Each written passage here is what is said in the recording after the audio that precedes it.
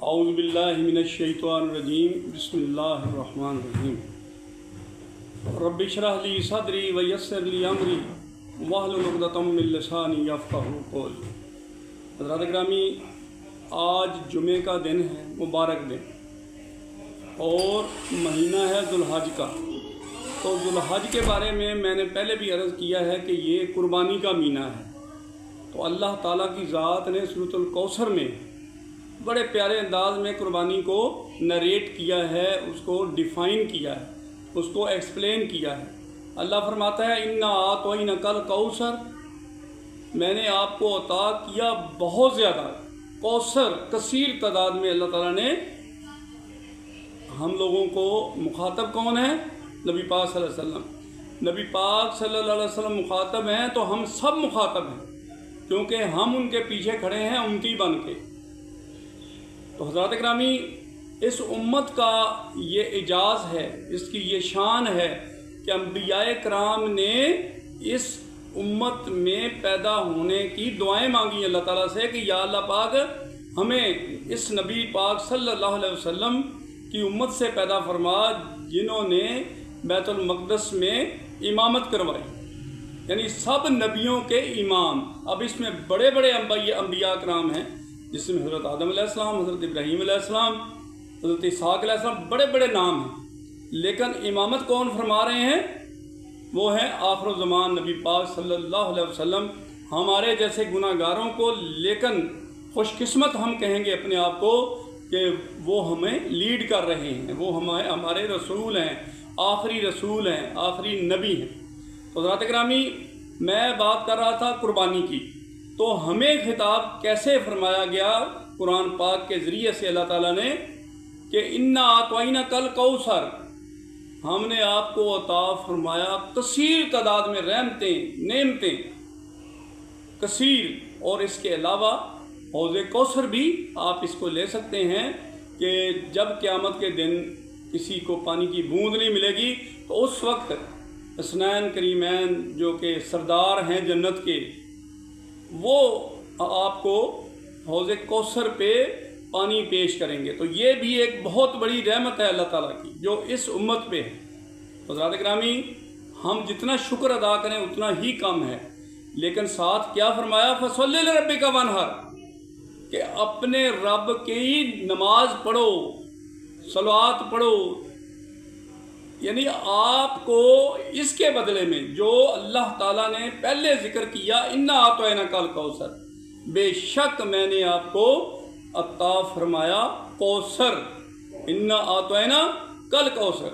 اب اس کے بدلے میں کیا کرو؟ فَصَلِّ لِرَبِّكَ وَانْحَرْ، تو آپ اللہ کی ثنا بیان کرو، اللہ کی نماز پڑھو، اور ہر وہ کام کرو جو اللہ کو پسند ہے، اور ہر وہ کام چھوڑ دو جو اللہ کو ناپسند ہے۔ امر بالمعروف نہی عن المنکر، یہ اللہ تعالیٰ کا قرآن پاک میں حکم ہے کہ آپ نے کس طریقے پہ چلنا ہے۔ امر بالمعروف، نیکی کی دعوت دینی ہے، وہ چاہے کس طریقے سے بھی آپ دے سکتے ہیں، اور برائی سے روکنا بھی ہے۔ یہ نہیں ہے صرف کہ تسبیحاں پکڑ کے بیٹھ جاؤ، کہ کوئی بندہ جناب ظلم کر رہا ہے، کوئی اخیر کر رہا ہے، کوئی آپ کے اوپر مسلط کر رہا ہے، جارحیت آپ کو تنگ کر رہا ہے، تو اس وقت آپ پھر پیر میر علی شاہ صاحب رحمۃ اللہ، ہمارے جو ابھی مجھے یہ تھوڑا سا ایک بیان کرنے کا آپ موقع دیں گے کہ ہمارے جتنے بھی صوفیاء کرام ہیں، کیونکہ ہم صوفی سفر والے لوگ ہیں، ہم صوفی سفر چینل ہے ہمارا، تو ہمارے جتنے صوفیاء کرام ہیں وہ ننگی تلوار ہوا کرتے تھے۔ وہ کوئی بھی جرم ہوتا تھا یا کوئی بھی اخلاقی جرم ہوتا تھا تو وہ کھڑے ہو جاتے تھے، ڈٹ جاتے تھے۔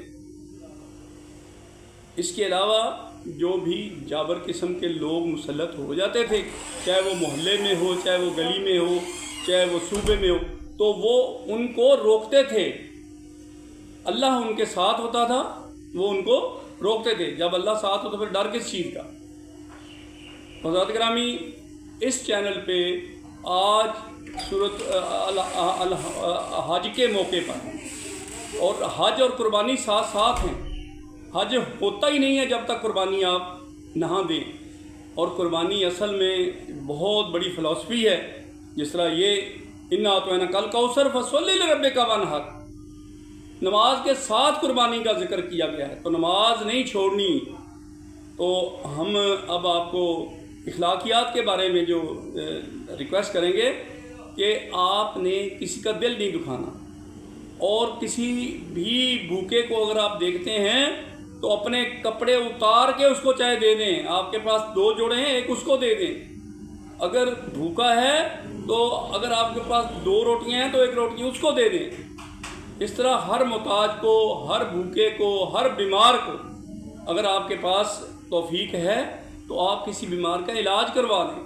تو یہ ہے ہمارا رہن سہن، یہ ہے ہماری معاشرت، یہ ہے ہمارا طریقہ کار، جو کہ ہمیں قرآن پاک نے اور نبی پاک صلی اللہ علیہ وسلم نے اور جتنے بھی ہمارے صوفیہ کرام ہیں انہوں نے اس کا ہمیں سبق دیا ہے، اس کا انہوں نے ہمیں حکم دیا ہے۔ تو حضرات گرامی، اس کے ساتھ ہی اب ٹاپک ہمارا لمبا ہو گیا، ہم اللہ سے دعا کرتے ہیں کہ یا اللہ ہمیں نماز پڑھنے کی توفیق عطا فرما، ہمیں قربانی کرنے کی توفیق عطا فرما، اور قربانی کے اثر روح کو سمجھنے کی توفیق عطا فرما۔ جتنے بھی لوگ مجبور ہیں، لاچار ہیں، بیمار ہیں، یا وہ قربانی کی استطاعت نہیں رکھتے، وہ پورا سال گوشت نہیں کھاتے، ہمارا کام یہ ہے کہ ہم سب سے پہلے ان کا حصہ نکال کے ان کو بانٹیں، بعد میں اپنے پاس رکھیں، اپنے جوز و کارب کا حصہ ان کو دیں۔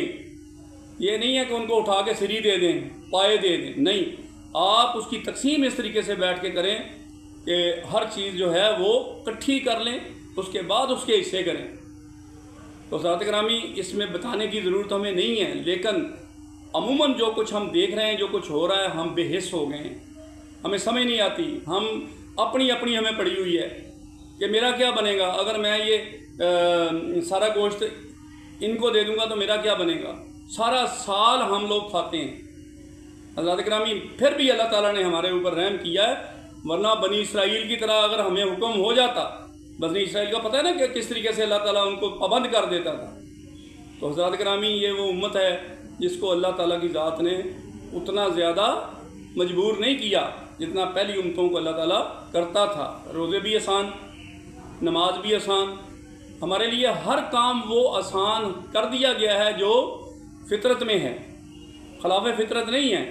حضرات گرامی، فطرت میں یہ ہے کہ جو بھوکا ہے اس کو کھانا کھلاؤ، جو پیاسا ہے اس کو پانی پلاؤ، جس کے تن پہ کپڑے نہیں ہیں اس کو کپڑے پہناؤ، یہی قربانی ہے۔